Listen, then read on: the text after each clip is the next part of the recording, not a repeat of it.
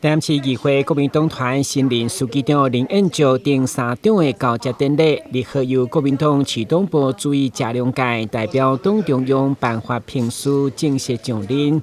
因为上午拄好是这届大会第3大会结束，所以包括议长柯丽丽以及市长吴依婷拢到场观礼。虽然政治理念无同，不过对市民的关心拢一致来表达祝贺。感谢各位哈，其实台南市议会哈，这是一个大家庭。那虽然有不同的党派，有不同的政治立场，但是在对于市民这个都关注的事情哈，大家都非常的一致哦。就刚刚我们议会在开会，其实朝野党团也都针对这个财政收支划分法哦，有提到说大家都希望说能够努力为台南市争取。那也希望很多市民共同关心的事情，我们不分蓝绿白，也不分无党籍哈，大家一起来努力。在艺术殿堂内底，会当讲是充分的发挥监督市政。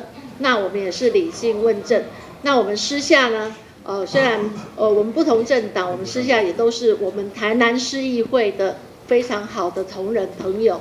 那我相信我们共同努力，一定让台南市的未来能够越来越好。那今天先恭喜国民党团的交接，谢谢。新任书记长林彦照对顶一任书记长柯志春手中接下印信，除了强调专业监督为固选把关，嘛希望找新人选里长、选议员为国民党助力划水，甚至寄望市长吴依婷嘛交棒给谢龙介成员。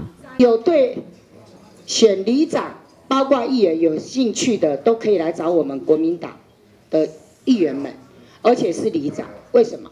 我们希望说他能代表我们国民党来选里长跟议员，让我们未来真的可以在那个议会过半数，这是我的期许啊！今天看到你跟我们龙盖先很好哦，就是你要交棒给我们龙盖先。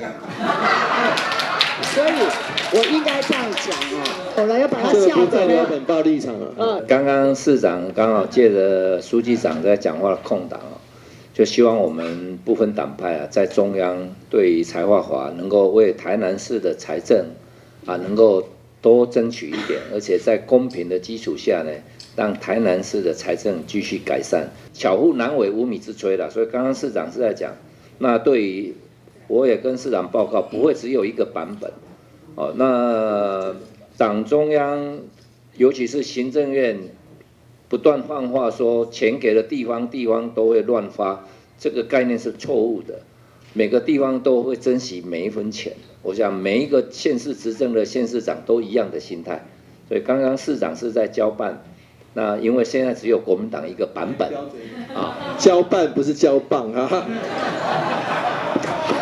书记长林彦照的交接典礼，除了市长、议长拢来，包括市府以及主管嘛拢来观礼，呼吁齐声为台南加油。台南加油！台南加油！台南加油！加油！台南新闻管制林银根采访报道。